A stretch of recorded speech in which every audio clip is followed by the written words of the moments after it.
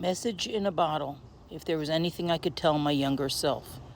I often see my younger self in my own child and also in the young adults who I teach. So, this is advice that I gave recently, but it's as much advice for myself as it is for my students and my child. First off, if a student comes to me and it's something that's beyond the scope of what I can help them with, I am always quick to refer them to a guidance counselor. If you remember that old SpongeBob cartoon where Squidward yells at him to fix the television set and he says, "I have a better idea. Why don't I call somebody with a job to do it, whose job it is to do it? Because when I need a job done, I call somebody with a job whose job it is to do that job." And I just love that expression because it's the quintessential teacher dilemma. We're expected to be absolutely everything to everyone, and we really, really, really need to know when we're out of our own wheelhouse, when we need to refer our students to a school psychologist, when we need to refer our students to a guidance counselor, when we need to contact a parent or get an administrator involved. You have to remember as a teacher that you're part of a larger community and that you cannot be everything to your students, and that you can do real harm if you don't know what you're doing, and that if something is outside of your training, that it's really best to outsource it to the rest of the community and let other people who know what they're doing step in. And if they don't know what they're doing, they'll find somebody who knows what they're doing, or they'll call the parent, or they'll talk to the child, or they'll listen, or they'll do something. So this advice is not the advice of a therapist. You can sort of consider it more a motherly advice or just friendship type advice or teacherly advice. It's not in any way meant to replace a therapist or counselor. Okay, so this is the advice that I give. So it's okay to not be okay. Every emotion you're feeling is the right feeling to have. How do I know this? Because you're feeling it. If you're feeling it, it's the right emotion. Emotions themselves are never bad. They're never wrong. They're never incorrect. There's no such thing as you shouldn't feel that way. You should feel that way because you do feel that way. It's what we do with our emotions that count. So it's 100% okay to feel angry, but it's not okay to punch the person you're angry with. It's 100% okay to feel sad, but it's not okay to hurt yourself. So whatever you're feeling is the right emotion to feel because you're feeling it, and it's okay to not be okay. Not every bad feeling needs to be, quote, fixed. Sometimes you just need to feel upset and own those feelings. They will pass. They will get resolved. You will not feel this way forever, but sometimes the only way is through. Now, again, if you're feeling suicidal or you're feeling like you're going to hurt yourself or you feel like you're a danger to yourself or other people, always, always, always seek out an adult and get help. If you tell a teacher, they will get you to the people who can help you. If you tell a counselor, they will help you talk to your parents so that you can get the correct help you need.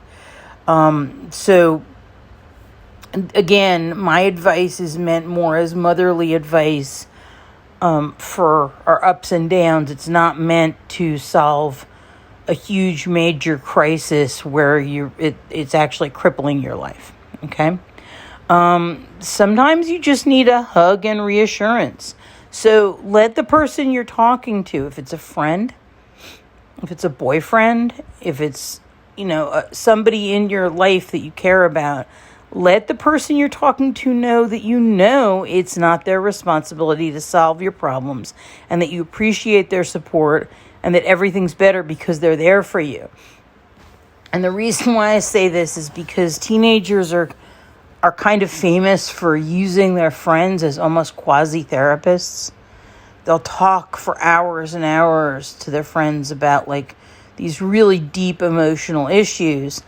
And sometimes it can almost cause what feels like a double drowning, because the person that they're talking to feels so burdened with the responsibility of this other person's secrets that they feel like it's their responsibility to make sure this person is okay. And yeah, to an extent, it's true. It takes a village. We all need to help each other, and we all need to bring each other up, and we all need to be there for each other. But nobody can solve other people's problems for them.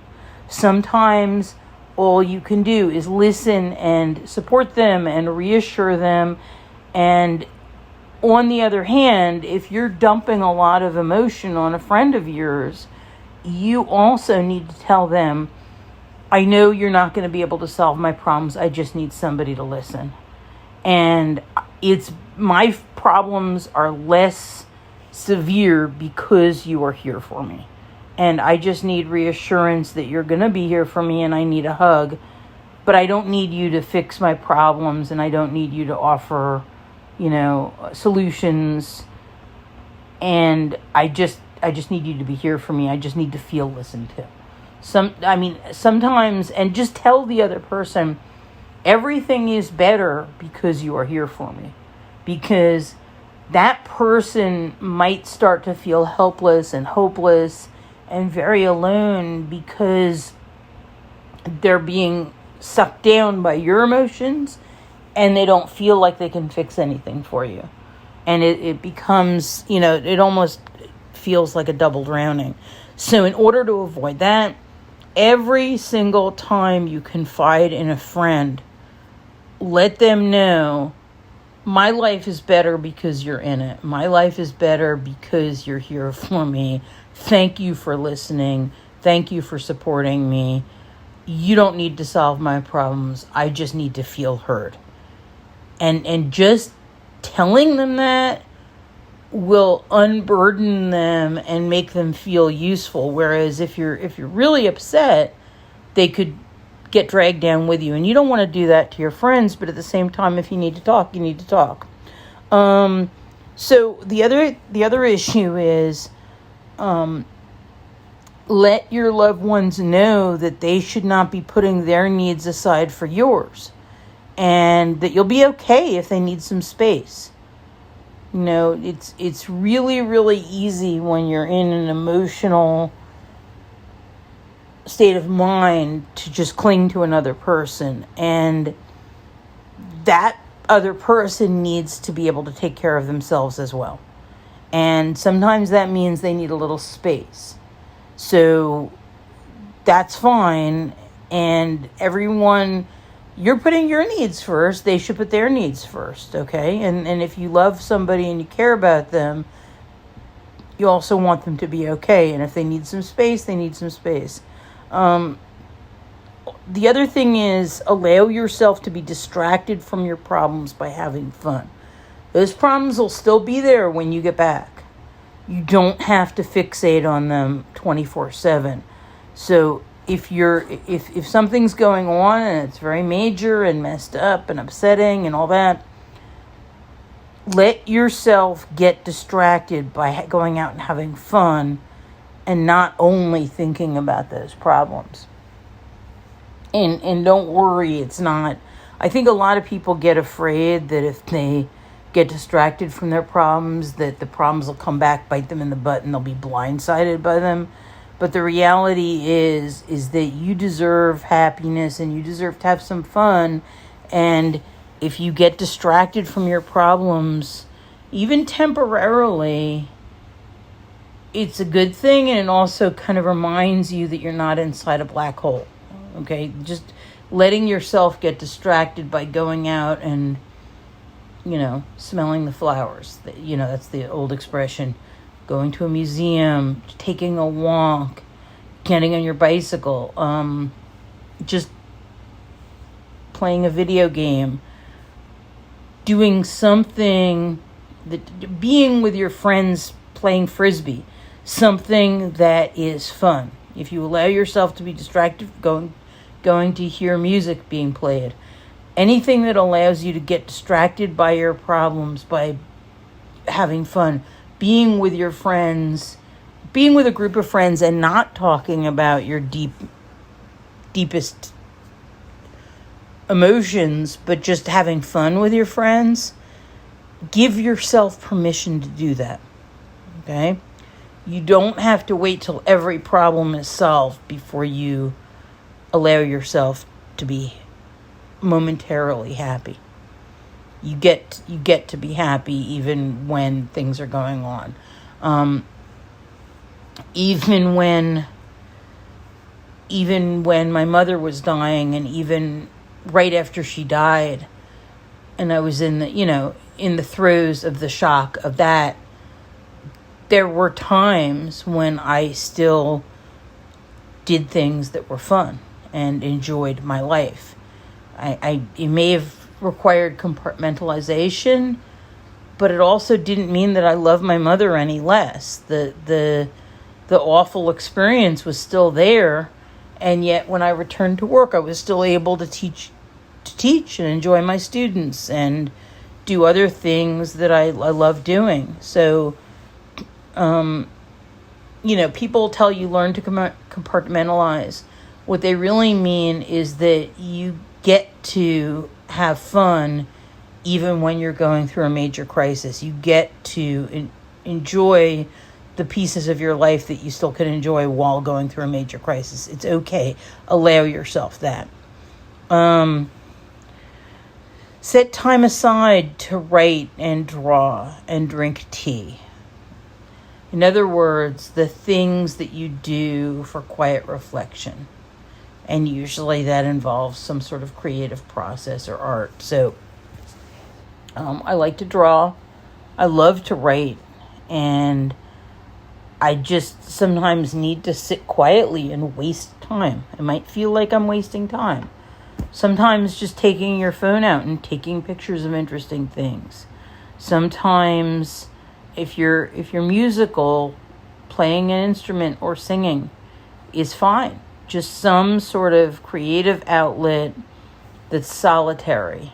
And it can be very therapeutic because it's calming. You can also do things like meditate. Whatever works for you, and it's individual for each person. I know people who will just go out running and they'll jog. I don't do that, but I might go for a walk. Remember to ask others how they are and listen to how they feel and what's going on with them. So I call my best friend whenever I need to talk, and very often I just end up listening to her crazy life, and I never do get to tell her what's up with me. But strangely enough, I feel better after we hang up, mainly because I feel like I'm not alone. So this is an amazing phenomenon. Very often I'll just call somebody I care about and I'll be like, hi, how are you? And, I miss you. Like, I'll just say I miss you and I just wanted to catch up. And maybe there's something I'm really, truly dying to tell them, but I always take the time to find out how they are first. And sometimes that person really needed to talk too, and they'll just start telling me about something that's going on in their lives or something that's going on in their job. And I'll get so caught up listening to this story, and we'll have this whole conversation about it, and I'll respond to it, and I'll get off the phone and I'll realize I didn't get to tell them what was up with me. But for some reason that doesn't matter, and I feel a lot better. And I just think that a lot of that has to do with the fact that we tend to realize that we're not so alone.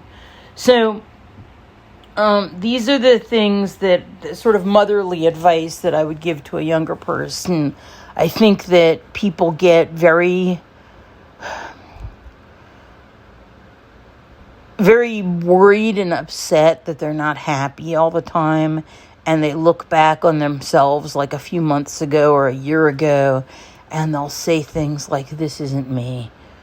I don't feel like myself. I feel trapped. I feel anxious. I'm worried about the future. And the thing is that it is you, but it will also pass. And it's okay to feel every single thing you're feeling, even if you're anxious or really, really upset, and even if you feel like it's completely overwhelming you. Don't feel like you shouldn't feel this way, like you have to be happy all the time. And I think that's a disease of social media and a disease of mass media, that we're always feeling like, people tell us that it's okay to not be okay, but we don't own it. We need to own it. We need to own that our feelings aren't always going to be happy and positive and sunny, and that's okay, and that we're still lovable and capable and ourselves and just as awesome as when we're Eeyore as when we're Tigger. That we're just as lovable and just as wonderful and just as worthy of the good things in life.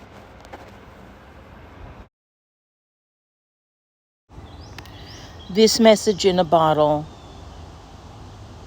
that it's okay to not be okay, was brought to you by Rachel Winneberg, the Helpful Art Teacher. It's based on many years of teaching experience, but also experience in my own life, going through therapy, and a lot of these realizations I came to as a young adult, and it would have helped me a lot in high school if I knew I didn't have to pretend to be happy all the time. In my late 20s, I was diagnosed with clinical depression, and the bottle also is a metaphor for how trapped I felt. The number one piece of advice I can give to anyone who experiences depression is to find a licensed clinical psychologist who will listen to you and make you feel understood and heard.